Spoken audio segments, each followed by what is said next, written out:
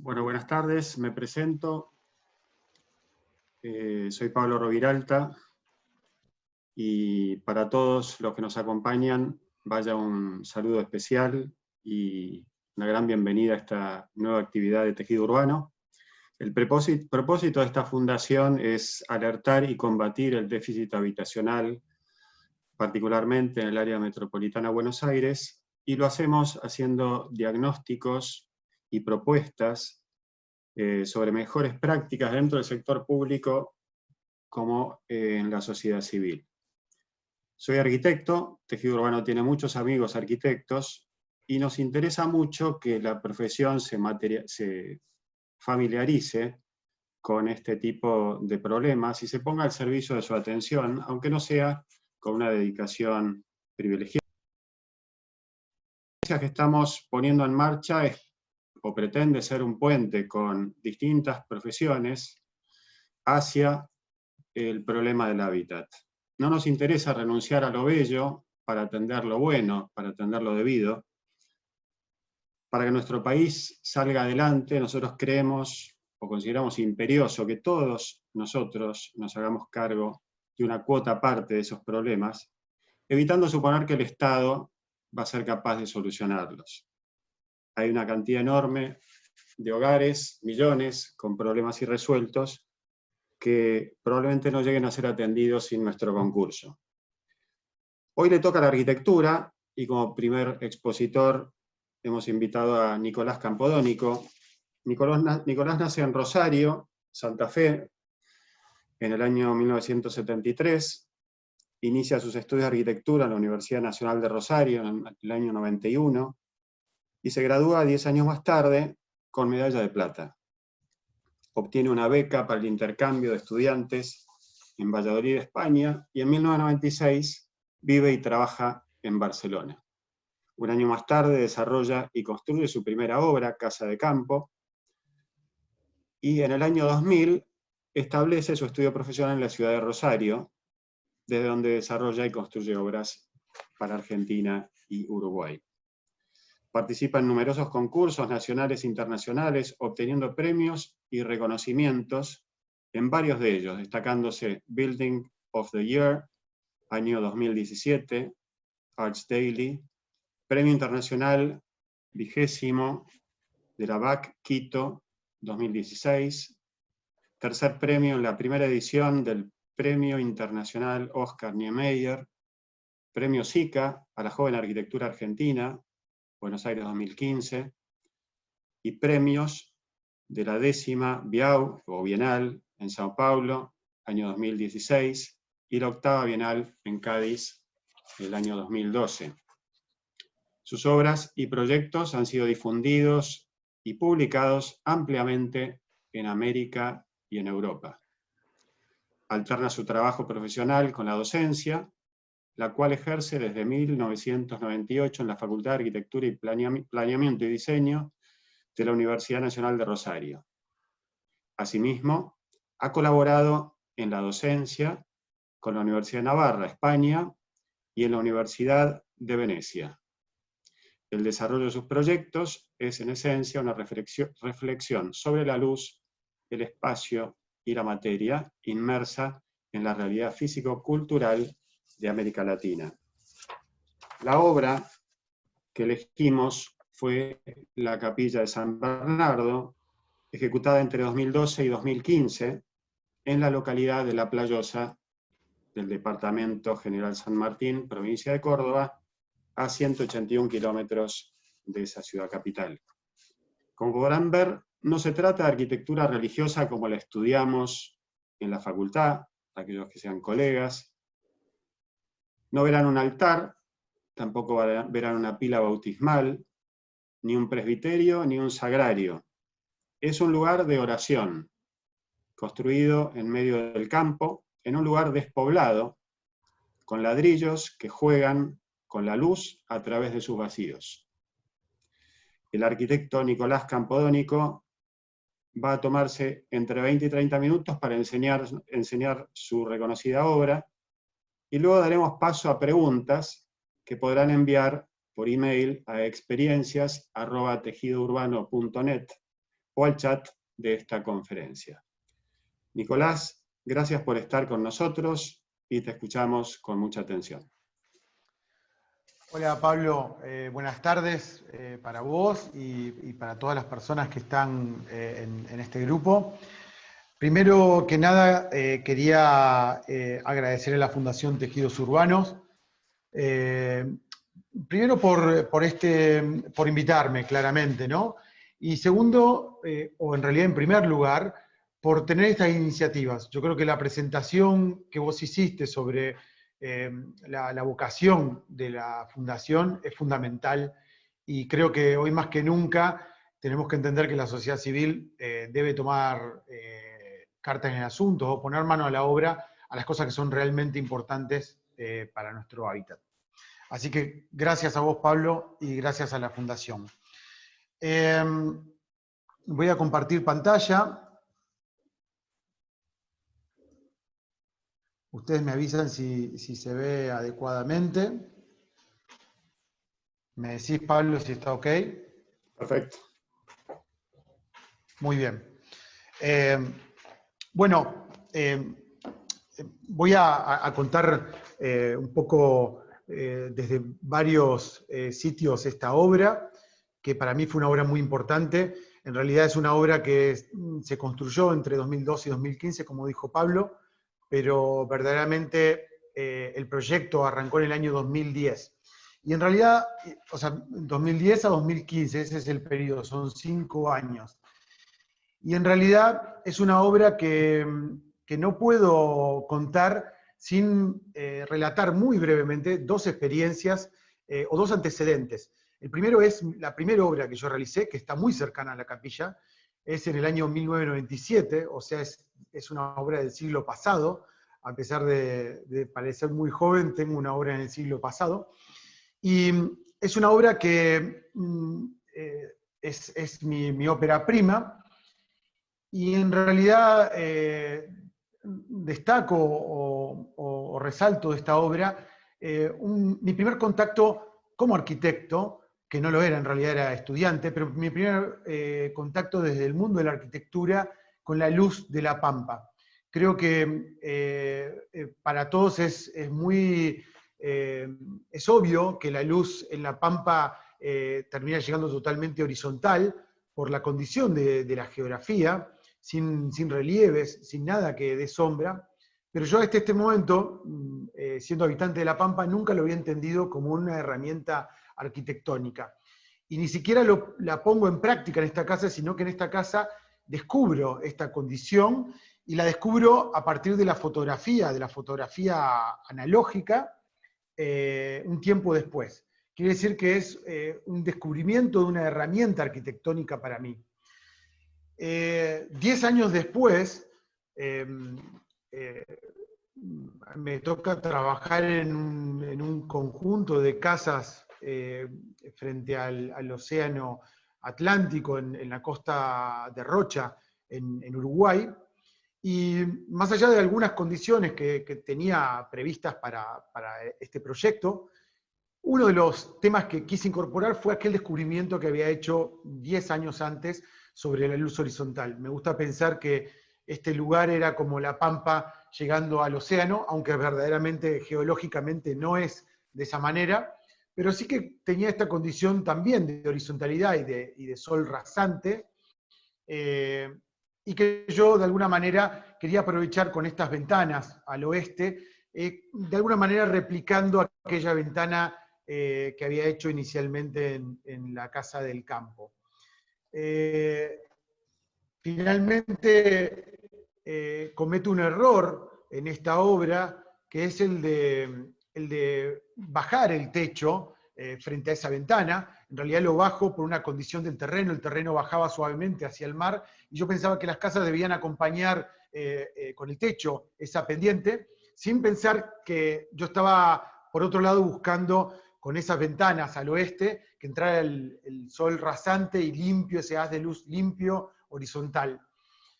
Creo que a veces los errores o las cosas no previstas resultan mejor. Creo que esta imprecisión que cometí me ayudó a descubrir este segundo descubrimiento. Yo les llamo descubrimientos, pero en realidad es tomar nota de algunos temas que pueden transformarse en herramientas.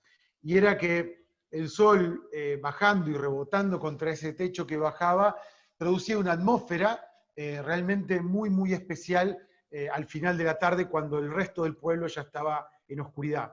Y 2 o 3 días al año, en octubre, y 2 o 3 días al año en febrero, ese sol entraba en el eje de la casa y producía una atmósfera mucho más especial porque todo se iluminaba, techo y paredes.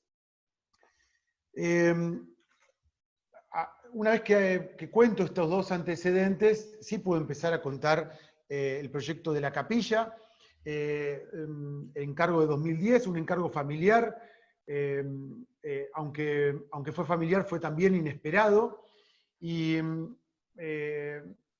me toca trabajar muy cerca de la casa que había hecho inicialmente. Por acá estoy yo y están mis padres, que son quienes me encargaron la obra, y estoy de alguna manera tratando de explicarles lo que quería hacer. Esto es el año 2010. Y me toca trabajar en un monte de árboles parecido al cual yo había colocado esta primera casa que yo les hablaba. Para mí fue muy estimulante recibir este encargo, primero por lo sorpresivo y segundo porque para mí las mejores arquitecturas que tengo de recuerdo de haber visitado han sido en su mayoría edificios sacros, edificios religiosos. Y para mí siempre había pensado que era un programa muy especial y que permitía desarrollar algunos temas de una manera muy, muy pura. En realidad, después de un tiempo de reflexionar y de recordar esos referentes que para mí eran muy fuertes, referentes de Le Corbusier, de Zumthor y otros, sobrevino un pequeño momento de angustia sobre entender la dificultad de este problema y sobre todo la dificultad de intentar empujar los límites sobre lo que yo conocía, ¿no? Condición fundamental de nuestra disciplina, tomar del pasado, intentar empujarlo hacia el futuro para que quien viene luego de nosotros encuentre los elementos un poco más adelante.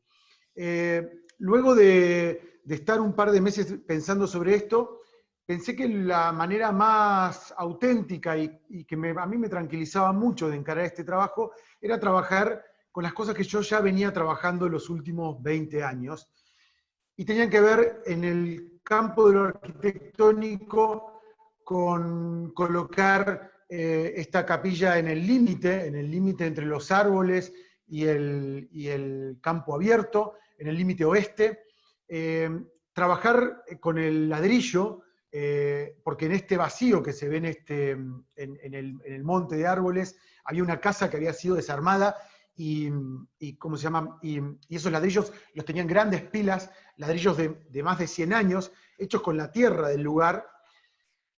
Pero además de disponer de ese material, luego de una reflexión y después de muchos años de usar el ladrillo, entendí que en La Pampa no hay bosques, por lo cual no hay madera, no hay piedra, no hay acero. Lo que tenemos es tierra. Y la tierra, con el agua y el fuego, forman el ladrillo. A pesar de ser un material manufacturado, yo creo que es el material natural de La Pampa. Así que la elección de trabajar con el ladrillo también fue un punto importante. La tercera y última tuvo que ver con el sol horizontal, que yo ya había experimentado 2 veces en los anteriores 15 años, y pensé que ese descubrimiento personal o ese entendimiento personal sobre el sol pegando contra un techo y contra unas paredes que formaban esa atmósfera tan especial, pensé que esa atmósfera podía ser una atmósfera pertinente para desarrollar una capilla, un lugar de oración.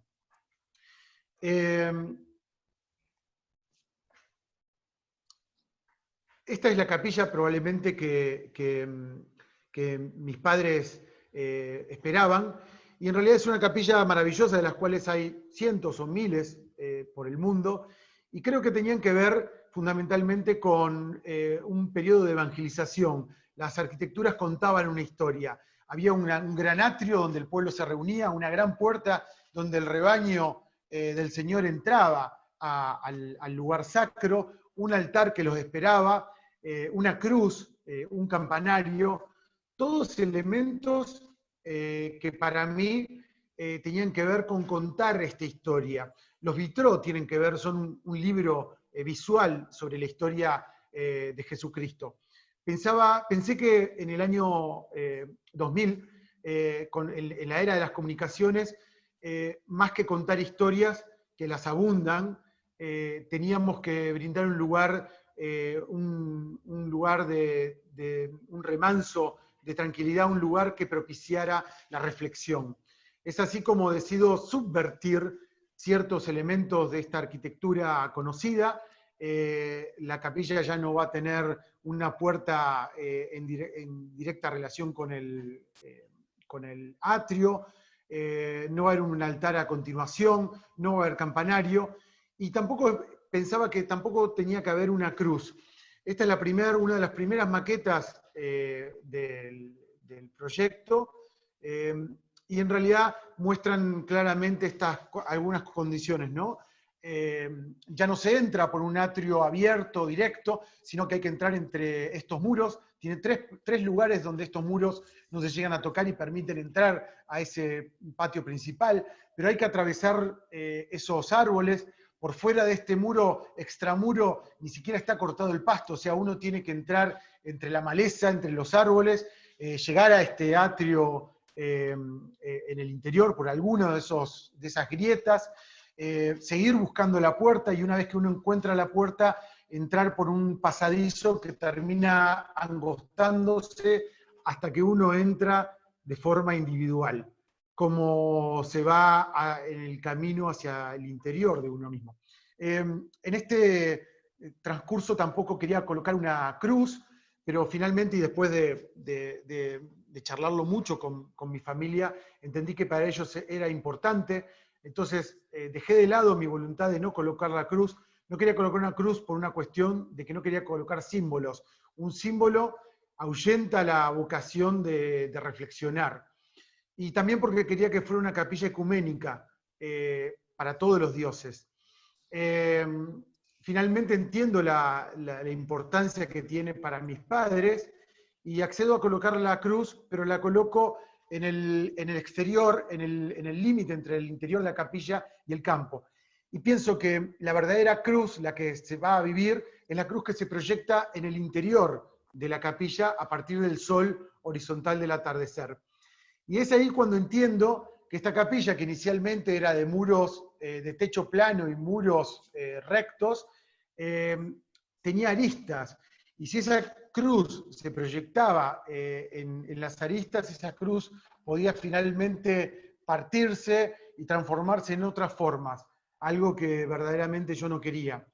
Es así cuando elaboro y entiendo que el interior tenía que ser un interior funcional a este deslizarse de la cruz, a este patinar de la cruz en el interior.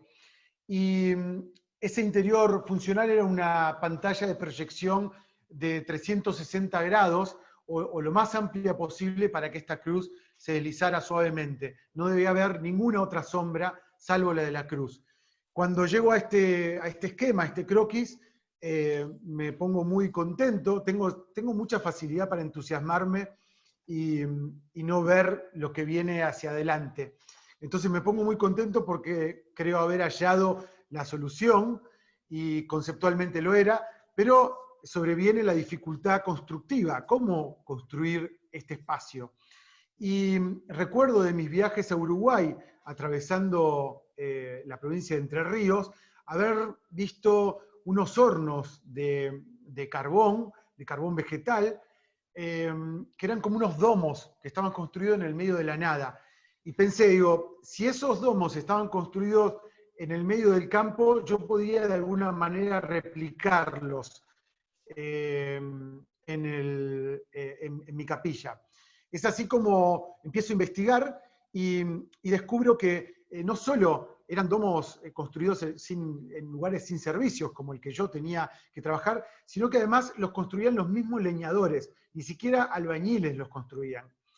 Y tenían la particularidad, y eso ya me pareció realmente, soy un hombre de mucha suerte, tenían la particularidad de que además estaban construidos sin cimbra, o sea, sin encofrado, lo cual para mí era fundamental para poder verificar que no hubiera sombras en la construcción. Tenía mucho miedo de colocar una cimbra y que cuando la sacara la construcción hubiera cedido. Con el sol rasante del atardecer, 1 centímetro o 2 pueden proyectar una sombra de 1 metro. Y claro, estos leñadores solo colocaban una estaca, es una tabla que medía 3 metros, lo colocaban en el centro y la hacían moverse en círculos para dar la línea y en vertical para dar el nivel. De esta forma iban cerrando círculos y esos círculos a la compresión se mantenían solos. Inclusive la inclinación de la tabla hacía que los ladrillos fueran coplanares a la esfera y que no hicieran escalones. Investigo un poco más, veo que tienen nombres del horno de carbono vegetal argentino, media naranja. También descubro las dimensiones, que estaban muy cerca de la que yo estaba pensando para la capilla, con lo cual lo que hago es adoptar ese horno y utilizarlo en el interior de la capilla. Entonces, acá hay una planta donde ya está establecido, es bastante parecida a la que fue finalmente. El corte es un espacio esférico en el interior. Fíjense que hay un círculo en la planta y un círculo en el corte. Entre los dos componen una esfera que se contiene por esta fábrica de ladrillos. Y lo que yo hago es colocar ese horno de carbón a 3 metros de altura. 3 metros de radio, a 3 metros de altura va el horno, 6 metros de diámetro. Y para esto les voy a mostrar algunas fotos de la construcción. Lo que hicimos fue hacer una tabla un poquito más tecnológica, un poquito más porque yo trabajo con el arquitecto Jerónimo Silva en este proyecto. Él tenía antecedentes en construcción de bóvedas y él me ayuda, o entre los dos él desarrolla, mejor dicho, este compás, y entre los dos desarrollamos la técnica para construir esta bóveda. Este compás tiene este brazo que hasta los 3 metros logra resolver la unión entre estos muros rectos y este fragmento de tambor. Acá va subiendo y vamos componiendo el tambor que hace como la base hasta los 3 metros. Fíjense que no es tan tecnológico porque el contrapeso es un tacho de 20 litros con ladrillos, y a medida que esto necesitaba más o menos contrapeso, ahí lo colocábamos. Ahí estamos llegando al nivel de la cadena, o el nivel del cincho que toma la compresión y toma los esfuerzos expulsivos de la bóveda.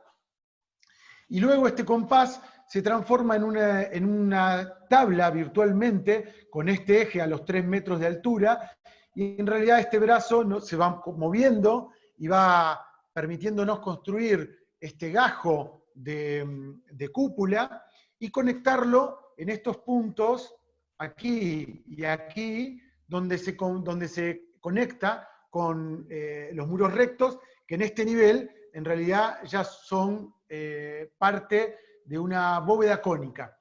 Y claro, esta bóveda cónica, como tiene distinto radio en el lugar central, en el lugar del eje y en el lugar exterior, porque esta bóveda se va agrandando, implica que si uno hiciera muy grande esta bóveda, el ángulo cambiaría, porque el ángulo de este ladrillo a los 3 metros de radio es uno, pero a los 100 metros de radio es otro, mucho más plano. Quiere decir que cada una de estas hiladas, es un paraboloide hiperbólico. Construíamos con dos hilos unidos al compás y 2 hilos unidos al reloj, que es el que le decíamos estas 2 manecillas del reloj. Con lo cual cada hilo va haciendo un paraboloide hiperbólico. Esto nos aseguraba que los ladrillos siempre, absolutamente siempre, eran coplanares a ese espacio que a pesar de que se ve muy sencillo, resulta ser mucho más complejo de lo que imaginábamos. Inclusive no dejábamos de descubrir complejidades mientras construíamos la obra. Claro, la otra dificultad tenía que ver con que toda esta capa de ladrillos no era un círculo cerrado como el horno de carbón, con lo cual empezamos a tener algunos problemas con la estabilidad. Y lo habíamos resuelto con unos hilos de acero, con unos hierros de acero que hacían como un exoesqueleto para ir teniéndolo. Entonces trabajaban a la tracción y cada 2 o 3 hiladas se iba cementando estas hiladas para que los hierros desde afuera tuvieran y de alguna manera reemplazaran el hecho de que esto no era un círculo completo. Esto tuvimos algunos inconvenientes, algunos desplomes, algunos colapsos parciales, pero de alguna manera fuimos sobreponiéndonos y llevándolo adelante. Era tanto el esfuerzo que hacía estas 2 olas de ladrillo que cuando llegamos al punto de que teníamos que cerrarlo con una bóveda arriba, la grieta que se había generado en la base de la bóveda con respecto a la pared, uno podía meter la mano. Quiere decir que esos hierros estaban trabajando a su máxima posibilidad. Pero increíblemente a medida que empezamos a colocar esta bóveda mexicana, que era como la clave, porque ya no podíamos seguir con el sistema que estábamos replanteando, esa bóveda, esas 2 olas de ladrillo empezaron como a volver a su sitio, casi como si esta clave hiciera fuerza y los acomodara. Les puedo asegurar que pasé las últimas 3 semanas de construcción bastante preocupado y atento, sobre todo por los problemas que habíamos tenido de derrumbes, que a esa altura y con toda esta casi como construcción de andamios gótica que teníamos, era muy peligroso. Así que me pasé varias semanas trabajando en el final. Acá ya estamos construyendo este Jerónimo Silva, estamos construyendo este final, y yo de alguna manera verificaba y replanteaba este final desde este lugar. Acá se puede ver el extraplomo que tenían estas olas de ladrillo y que en realidad no tenían ningún apuntalamiento. Estaba todo realmente sostenido por la parte de la cúpula y por estos hierros.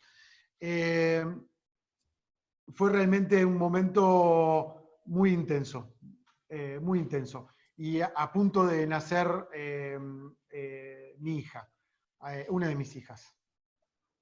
Finalmente llegó el penúltimo día, casi ya acá no había más peligro de derrumbes, íbamos cerrando, y esa noche me fui a dormir bastante inquieto porque sabía que nos quedaba el último día de esta parte crucial, y a las 5 de la mañana me desperté casi espontáneamente, y cuando me asomo por la ventana amaneció de esta manera. Esta foto no está tocada ni nada, es una foto muy espontánea, sacada desde la ventana de aquella casa que les mostré al principio, y es el cielo más maravilloso que vi en mi vida. Nunca había visto un cielo así y nunca más lo volví a ver.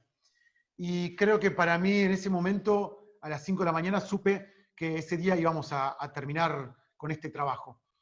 La gente que trabajaba ahí, que había estado un año viviendo en este lugar, y sus familias querían matarlos literalmente, también estaban felices. Felices por haber terminado y felices por volver a su casa después de esta etapa.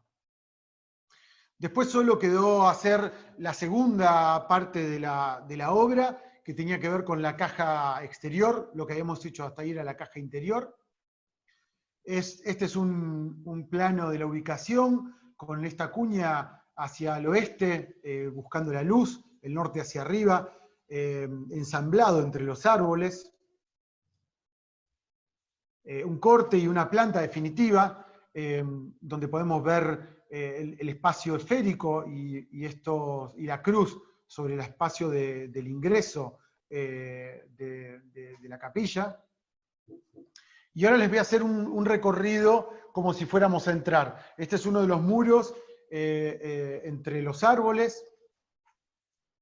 La llegada a uno de los puntos posibles de ingreso. El patio principal. Un fogón, porque acá no hay luz ni agua ni nada, así que de noche cuando termina una visita eventualmente se puede prender luz que entra por esta ventana baja. Y acá hay una condición particular. Trabajamos con cal viva, porque el mortero de cal, por algunas cuestiones que no voy a explicar ahora, es ideal para las construcciones a compresión. Es un mortero que llega a su máxima dureza después de 100 años, por eso las construcciones medievales aún están en pie, y alcanza su mayor dureza cuando está sometido a compresión. Tiene que ver con su origen geológico, el origen geológico de la cal. Y claro, yo tenía esta pila de ladrillos totalmente verdes para trabajar el exterior, pero cuando empecé a trabajar con este mortero a la cal, todo ese verde desapareció. Y para mí, claro, la cal viva limpió los ladrillos, hasta que parecieron que quedaron nuevos, como recién salidos del horno. Para mí fue muy angustiante, porque pensé que había perdido 100 años de historia que yo contaba con ellos para ser parte de mi capilla. Y después de terminarla, 2 o 3 semanas después, llovió durante unos cuantos días, y la siguiente vez que fui me encontré con esto. Me encontré con todos los ladrillos brotados de verdín, de musgos, de líquenes. Y claro, entendí que había sido ingenuo al trabajar con la cal y limpiarlos, pero más ingenuo había sido en pensar que esos 100 años habían quedado en la superficie de los ladrillos. El material poroso, el ladrillo poroso, había ido absorbiendo esos 100 años que habían ido yendo hacia el interior del ladrillo. Toda esa carga genética, ese material estaba en el interior del ladrillo. Un par de lluvias y todos esos 100 años volvieron de pronto. Para mí, esta fue una experiencia maravillosa. Sigo con el recorrido, una ventana baja, el ingreso que se encuentra en un lateral atrás de unos árboles, el vacío de esta pila de ladrillos, la puerta unida al palo de la cruz, el ingreso, la luz trabajando, es la misma luz que ilumina el interior roja, ilumina afuera totalmente blanca el espacio continuo, la idea de la proyección de la cruz, y finalmente esta cruz que aparece, y parte también del proceso de proyecto tiene que ver con que yo no quería colocarle vidrio a la capilla, y finalmente también accedo a colocar el vidrio, y cuando accedo a colocar el vidrio me doy cuenta que podía volver al principio y no tener cruz. O sea, 2 veces perder, entre comillas, o acceder a los requerimientos, me colocaron de vuelta en el principio y no tener cruz. Porque entiendo que el transversal podría estar suspendido en el vidrio. Luego el vidrio no se coloca, pero yo ya había entendido que podía separar la cruz. Y cuando separo la cruz, ocurre esto, que la cruz se proyecta con los elementos por separado. Y pienso que quizás esto puede ser inconveniente para la liturgia. Consulto al obispo don Ambrogio Malacarne, y él me comenta que no solo no era un problema, porque en el Vía Crucis Jesucristo no había llevado la cruz completa, era imposible para un flagelado hacerlo, Jesucristo solo había llevado el transversal. Entonces en esta capilla lo que ocurre todas las tardes es que el transversal de la cruz, al deslizarse y llegar a encontrarse con el vertical de la cruz, produce una cruz ritual, un Vía Crucis cada tarde, en relación al Sol y de alguna manera compromete una relación cósmica del visitante y de ese pequeño espacio perdido en la pampa. Para terminar y cumplir con los 30 minutos empeñados y prometidos, quiero leerles un texto del arquitecto Roberto Paoli, que para mí explica de la mejor manera posible esta capilla, y que se llama Ver lo invisible. Roberto Paoli empieza con un fragmento de un texto de T.S. Eliot.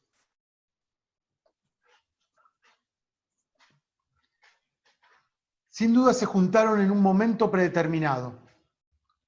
Un momento en el tiempo y del tiempo.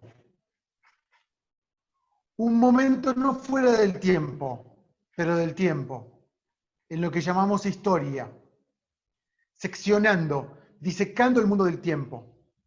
Un momento en el tiempo, pero no como un momento de tiempo. Un momento en el tiempo, pero el tiempo fue creado a través de aquel momento. Luego, que sin significado no hay tiempo, y aquel momento de tiempo le dio el significado. T.S. Eliot. Roberto Paoli sigue de la siguiente manera. Siempre más frecuentemente, preocupados por cuestiones funcionales y estéticas, olvidamos que uno de los componentes fundamentales de la arquitectura es el tiempo. Por esto llena el corazón de alegría ver concluida la capilla San Bernardo, erigida en la llanura en devoción al patrono del lugar. Una pequeña arquitectura perdida en la pampa, donde el tiempo, con la luz y los ladrillos, son los únicos materiales que nos ayudan a comprender en profundidad el significado del ver. El cotidiano recomponerse y descomponerse de las sombras que forman la cruz sobre la cúpula de la capilla nos recuerda que la pasión, la muerte y la resurrección de Cristo no son simplemente hechos del pasado, sino algo que llena el hoy, haciendo presente el pasado. Un hecho sucedido hace 2000 años se convierte en un evento que resucede y nos alcanza hoy. El encuentro de los elementos de la cruz, el estipes, palo ya sólidamente plantado en tierra en el lugar del suplicio, y el patíbulo, leño llevado sobre las espaldas del condenado, en modo inefable y sorprendente nos rinden contemporáneos a la crucifixión de Cristo. En relación a lo absoluto, no hay más que un solo tiempo, el presente. Por aquel que no es contemporáneo con lo absoluto no existe, observaba Heidegger. Y a sus palabras hacen eco los versos de Pier Paolo Pasolini. Solo el amar, solo el conocer cuenta, no el haber amado, no el haber conocido. En el refinado juego de luces y sombras sobre ladrillos de la capilla, podemos ver y rever su realidad, la pasión de Cristo.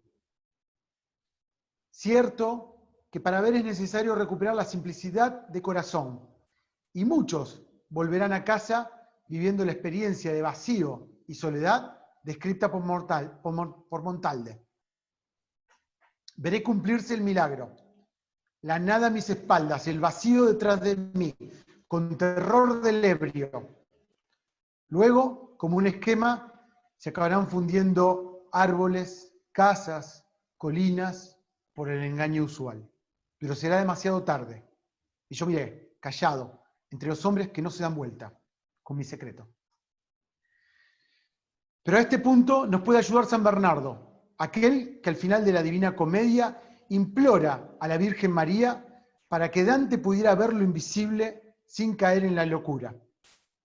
Pero también aquel que quería que las arquitecturas de sus monasterios fuesen despojadas de cada elemento que no fuera fuerza estática y luz, para que todo tuviese la tenacidad de la piedra y la claridad del cristal.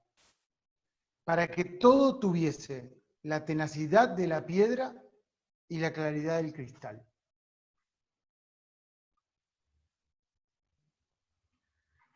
hasta aquí mi presentación. Creo que me he pasado unos minutos, pero bueno. Bueno, muchísimas gracias, Nicolás, por tu exposición, por tu tan plástico texto leído al final, por cómo acompañaste ese texto con esa imagen cambiante, un regalo de la luz y de tu creatividad, y de haberlo hecho puntualmente, cosa que siempre se agradece a todo expositor. Voy a empezar con una pregunta, me están llegando varias, pero voy a empezar con una pregunta personal que me retrotrae a los años de facultad, ¿no? Un profesor adjunto de diseño lanzó al aula una pregunta retórica y capciosa. ¿Cuál es el lugar más difícil para proyectar?, dijo. Un silencio absoluto como respuesta, y el hombre se respondió a sí mismo: el desierto. Etimológicamente, el desierto es lo abandonado o lo despoblado.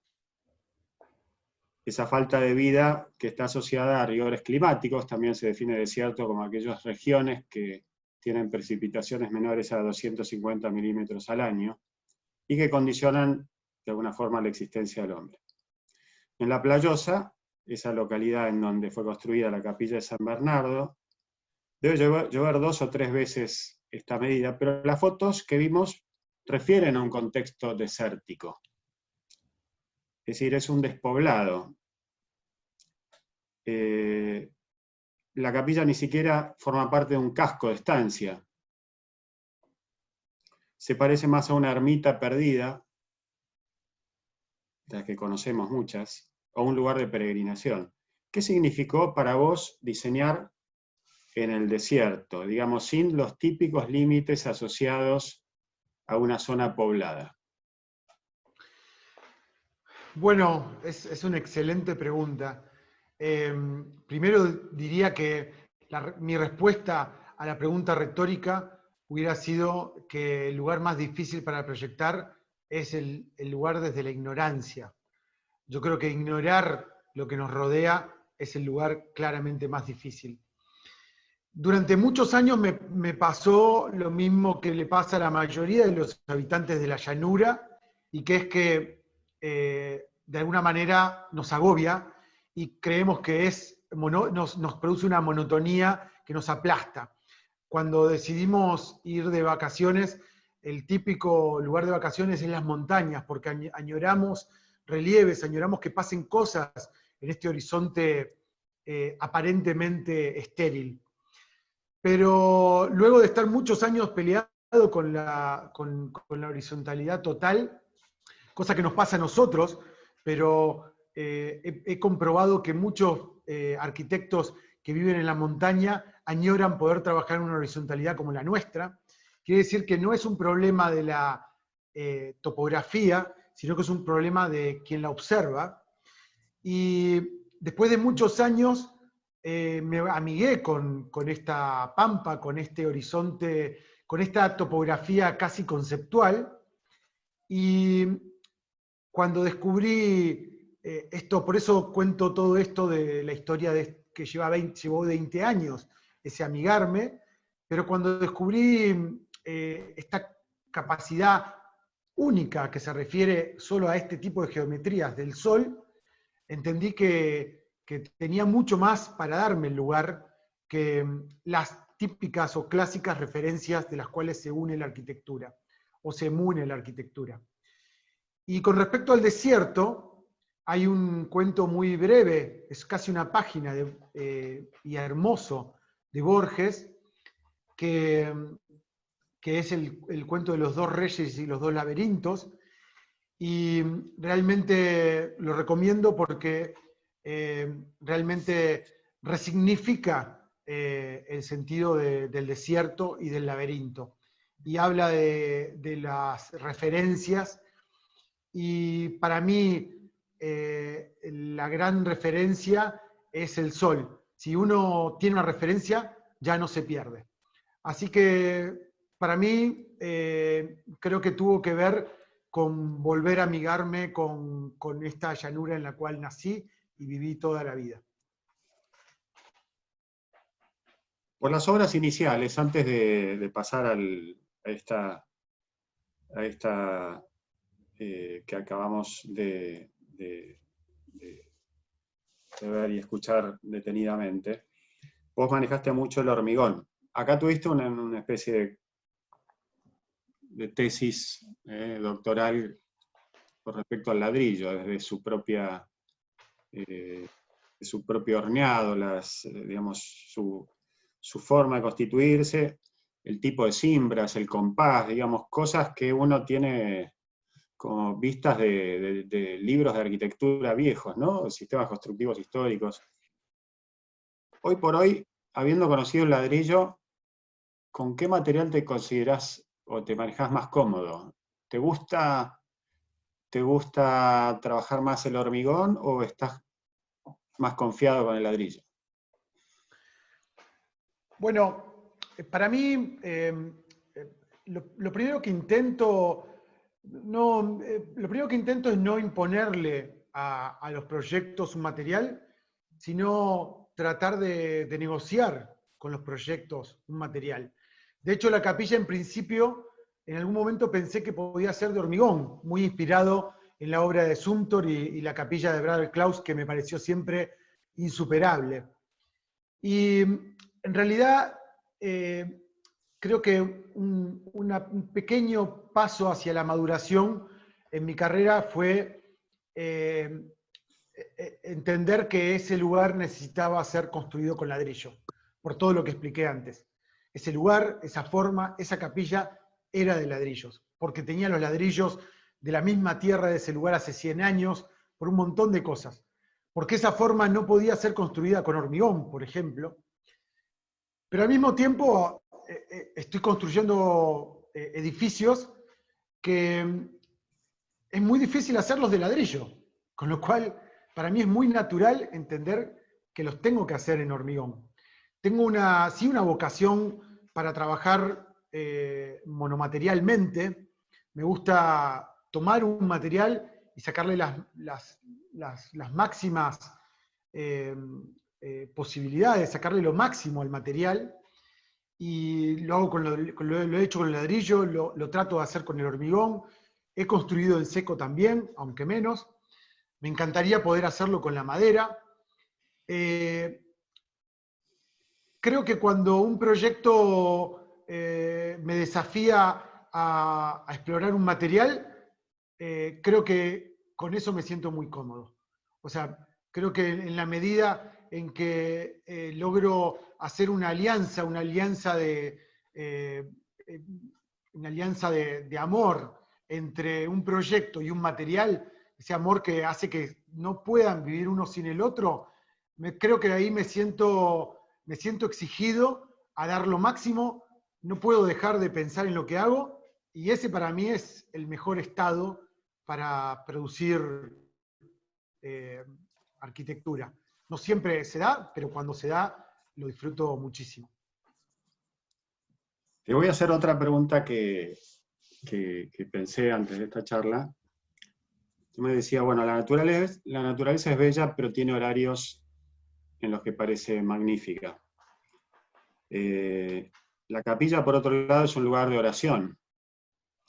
Y nuestra tradición judeocristiana le da una importancia grande a los tiempos, ¿no? Los judíos tenían horas determinadas para rezar. Sabemos que rezaban en la hora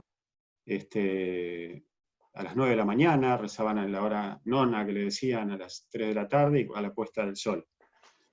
La iglesia recoge eso, aparece la liturgia de las horas, que son 7 momentos al día en los cuales los religiosos rezan una serie de oraciones.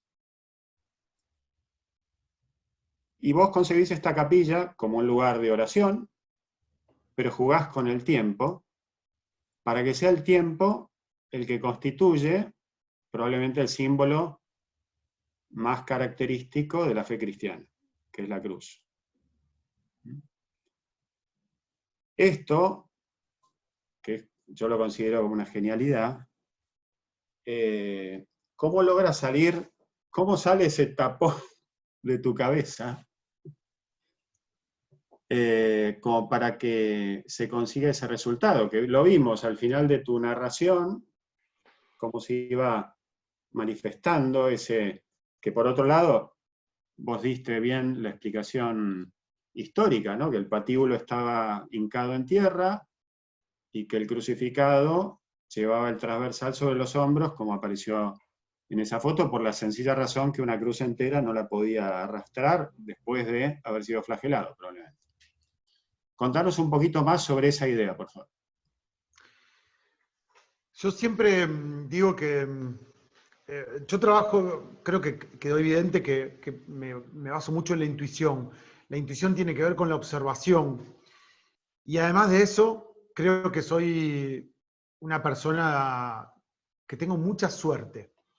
Y me tropiezo con las cosas. Yo conté que no quería poner la cruz. O sea, yo coincido con vos que la cruz es lo más lindo que tiene esta capilla. Es algo inédito, porque no existía una cruz ritual. Don Ambrogio, cuando me contaba esto, me dice, yo nunca en mi vida vi esta cruz de esta manera. Después de 2000 años, empujar los límites con este símbolo tan potente, es realmente algo, para mí, brutal. Pero tan brutal como inesperado, porque vuelvo a decir que no quería poner una cruz. Y luego pongo la cruz y tampoco quería poner un vidrio. Y cuando accedo a poner el vidrio, entiendo que puedo volver a no tener una cruz física. Es como en matemática, medio misterioso. Menos por menos es más.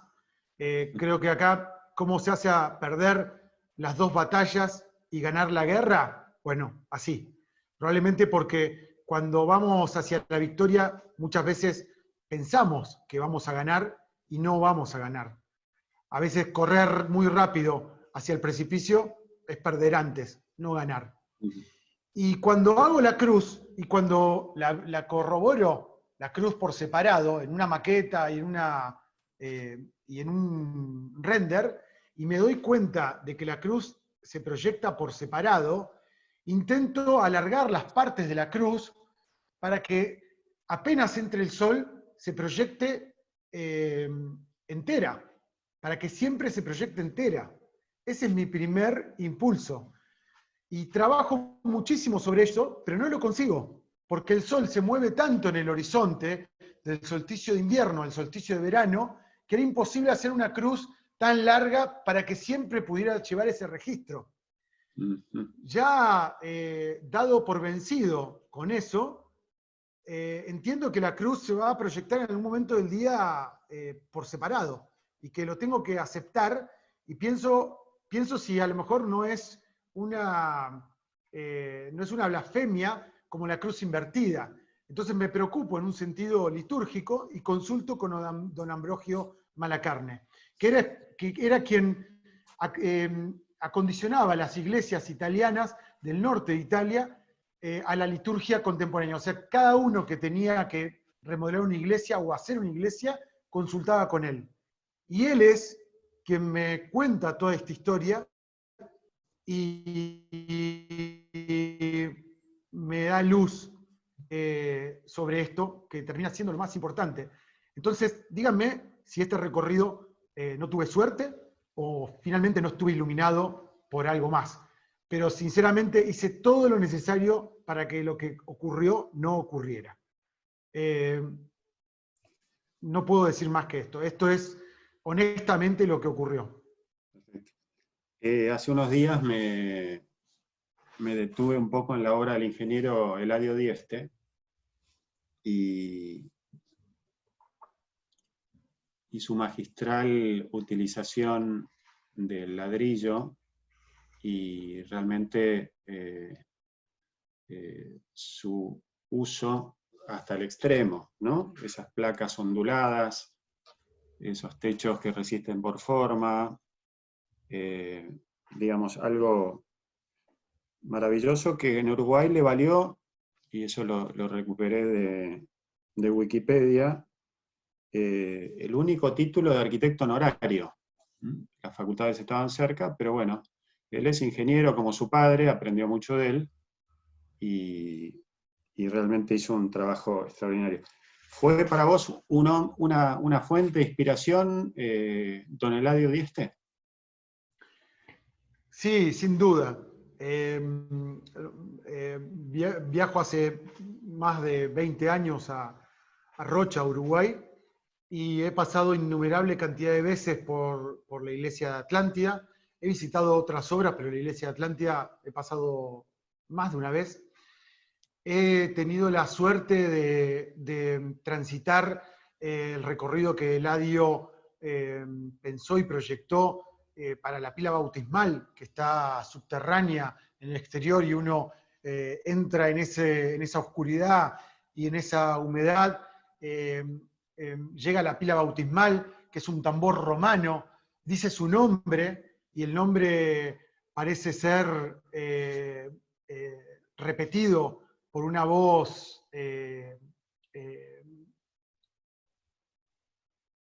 exterior.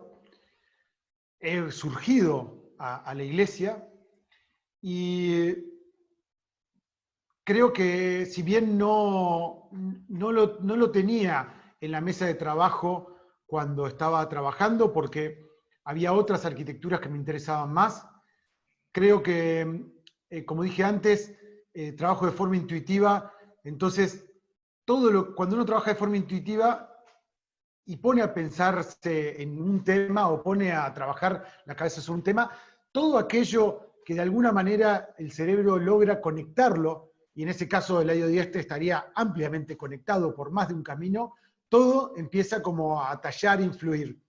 Tal es así que, yo no sé, de vuelta, estas cosas, a mí me impresionó mucho el tambor romano y la acústica de esa pila bautismal. Y finalmente, cuando culmino la capilla, termina siendo un amplificador del sonido. Cuando uno está en la capilla, en un punto central, siente amplificado el sonido del campo, que entra por ese cono. No solo entra la luz, sino que entra el sonido. Entonces uno escucha cada grillo, cada ave, la escucha de una manera amplificada. Pero también, si uno habla, se empieza a escuchar una voz que repite lo que uno habla. Y cuando uno está en el patio exterior, hay un par de puntos donde, si uno se ubica a casi 30 metros en un lugar donde hay mucho viento, puede susurrar una palabra y que rebota en esos muros que son como paréntesis, y lleva el sonido de un susurro a 30 metros hasta el oído de otra persona. De vuelta digo, soy un hombre de suerte, y creo que más que tomar las cosas me toman a mí. Así que creo que Eladio está presente en esta condición fenomenológica, sin duda, más en la condición fenomenológica que en el uso del ladrillo inclusive. Te sorprendiste un poco con, a ver, yo el video de la proyección, digamos, de la animación de la cruz, de la construcción de la cruz, gracias al Movimiento del Sol, lo recibí hace un par de años, digamos, me llegó, lo registré. ¿Te sorprendió el rebote internacional que tuvo? Sí, me sorprendió muchísimo, pero debo decir que hay algo que me sorprendió, sobre todo porque me pasó 2 o 3 veces en la vida de hacer obras en las cuales estaba tan metido en la obra que no especulaba sobre lo que iba a pasar con la obra. Este fue uno de los casos, y las 3 obras están en relación con que son obras que no están hechas en Rosario, y yo me tenía que alejar. Y ese tiempo de alejarse, esta capilla está a 300 kilómetros de Rosario, y yo debo haber viajado más de un centenar de veces. Son miles y miles de kilómetros recorridos. A veces estaba en silencio sin ni siquiera prender la radio por esa autopista desierta, y por ahí me daba cuenta que había estado 3 horas pensando y me habían pasado como 5 minutos. Resolví muchas cosas, entendí muchas cosas en esos viajes de ida y vuelta, muchos hechos al amanecer y al atardecer, porque inclusive iba por el día. Semanas donde he viajado 3 veces, son 600 kilómetros, ida y vuelta en el día, cada día, ir a la mañana temprano, llegar, ver la obra y volverme, y a los 2 días volver a hacerlo. Y fue tal el punto que estaba metido en eso que honestamente no pensaba ni en hacerle la foto, ni en publicarla, ni en nada. No pensé absolutamente nada. Pero el día que sacamos los andamios y por primera vez vi entrar toda la luz de pleno del oeste, tuve una sensación realmente muy, muy fuerte. Me emocionó siempre, pero ese día me emocionó de una manera muy potente, y ese día me di cuenta que había hecho algo que estaba un poco más allá de mis propios límites. Yo siempre digo que la capilla no es una obra que esté en la media de mis trabajos, es una obra que está separada, es aparte, es una obra que no puede ser comparada. Y pienso que hay algo, una fuerza, una inspiración, un trabajo, a lo mejor 5 años de trabajo sobre 90 metros cuadrados, no sé qué es, pero ese día supe que había algo especial. Y después sobrevino todo lo otro, pero creo que ya no me sorprendió tanto porque para mí la sorpresa fue ver lo que había creado, que creo que no era consciente de lo que había proyectado, porque sobre todo, por más de que entendía lo de la luz pegando con las paredes, la forma en que se amplifica por la forma que le di, que era una forma en realidad necesaria para la cruz, hace que eso tenga tanta potencia que la luz parece, como me dijo un arquitecto amigo mexicano, Mauricio Rocha, parece que uno pudiera cortar la luz con un cuchillo. Y esa luz tan potente yo nunca la hubiera imaginado. Y cuando uno ve la capilla desde afuera con esa boca de horno encendida, eso no está trucado, eso es así, es sorprendente porque la capilla hace sombra sobre el patio y esa luz es de una potencia increíble. Y pensaba que también de alguna manera hace honor a los hornos de carbón, ¿no? Entonces todas las tardes, y hace honor a esta capilla de Peter Zumthor, que está el misterio sobre que prendió fuego para desencofrarla, y en esta capilla todas las tardes de sol hay fuego. Eso es impresionante, te lo iba a comentar también, cómo esa foto que está, digamos, tomada desde el sol naciente, encuentra debajo de ese arco bajo una especie de luz ambarina fruto del poniente, al rebotar con la bóveda esa ladrillera, ¿no? Eso es, la verdad que es un detalle maravilloso. Te quería preguntar en qué momento del año está tomada la secuencia de fotos que nos mostraste en la exposición. La secuencia está tomada el 20 de agosto, que es el día de San Bernardo, y un año antes de empezar la obra, fui el 20 de agosto con mi padre, llevamos hilo, 2 estacas, y marcamos la sombra del último sol del 20 de agosto, porque era la única forma de replantear la capilla. La capilla está puesta en eje con el 20 de agosto, y era la única forma de replantearlo. No hay forma de tener con precisión dónde se va a poner el sol en el horizonte. Así que fuimos ese día, marcamos el hilo, y ese fue el eje. Y ese eje no solo es el eje, sino que además marcó el ángulo de apertura final, porque así como ese es el eje del 20 de agosto, el muro norte, que es el que se abre para encontrar el solsticio de invierno, tiene el ángulo que llega al solsticio de invierno. Quiere decir que cuando el sol se pone más sobre el norte, finalmente termina entrando rasante contra la bóveda. quiere decir que durante todo el invierno, sobre todo, entra la luz con mayor potencia. En el verano, que hace más calor, el sol se cruza más y entra más lateralmente y tiene menos carga térmica, ¿no? Eso es interesantísimo, no lo había escuchado en tu exposición, que el ajuste final está pensado para la fiesta del patrono, Exactamente. ¿no? Y que un año antes hicieron la prueba, digamos, en vivo, y que fue la que se repitió y la que vimos ahí expuesta en tu exposición. Yo con una más creo que ya nos podemos dar por satisfechos todos. Quería preguntarte qué cambió en tu modo de ver la arquitectura a esta obra.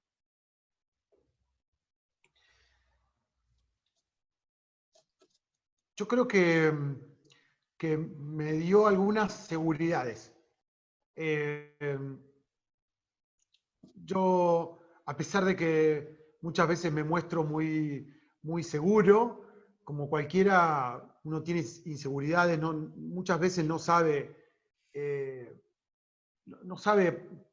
qué rumbo tomar. Y cuando me llega este encargo, yo ya tenía unos cuantos años de profesión. Yo, cuando entré a la facultad, desde que entré a la facultad entendí que tenía espíritu de arquitecto desde la infancia. No lo sabía porque no tenía arquitectos en la familia, pero yo tenía eso. Y para mí fue entrar a la facultad y apasionarme de una manera a veces insana. Soy muy vehemente, así que tomo todo de esa manera en mi vida. Y 15 años de profesión me habían ido como gastando un poco las dificultades, bueno, lo usual. Y el encargo de esta obra para mí fue volver a sentirme que tenía 17 años como cuando entré en la facultad, esa sensación de pensar que uno puede hacer cualquier cosa, que uno está siempre al borde de descubrir algo, que uno va a hacer algo que no existe, cosa que cuando uno va avanzando en la profesión va como desechando. Y para mí fue volver a sentirme de 17, 18 años, y eso fue valiosísimo. Finalmente descubrí que la profesión es como todos los amores, como una pareja, como la familia, hay que alimentarlos. La irrupción de un amor siempre es potente y te desencaja y te hace caminar por el aire y te hace sentirte que sos único y que todo lo podés, te hace ser un superhéroe. Pero el acostumbramiento hace que uno pierda eso. Yo creo que de la misma manera que con otros amores, se trata de ser consciente de eso y lograr generar los mecanismos para alimentar ese amor, esa pasión por la disciplina. Los grandes arquitectos que yo admiro pudieron mantenerse jóvenes o como niños hasta el final. Basta pensar en Clorindo Testa, pienso en mi amigo Marcelo Villafañe, que tiene 60 y largos años, 68 años, y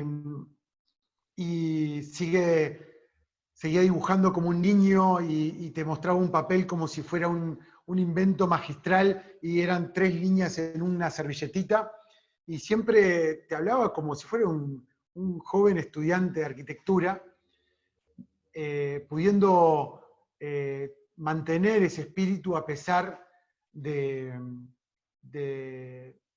la vida, ¿no? Creo que hay gente que lo podrá hacer naturalmente. Para todos aquellos que no nos sale naturalmente, que no tenemos esa locura de Pablo, de Pablo Picasso, o esa ingenuidad de niño de Miró, creo que para todos los demás queda un camino interesante para ver cómo se mantiene vivo ese fuego de ese amor que es la disciplina, al menos para mí. Nicolás, una última y ahora sí nos vamos. ¿Qué tal resultó para los comitentes? Ellos creo que me dieron finalmente el encargo porque son mis padres, pero la verdad es que no veían mucho, no creían mucho en lo que estaba haciendo, no lograban verlo. Creo que yo tampoco lo veía en algún momento.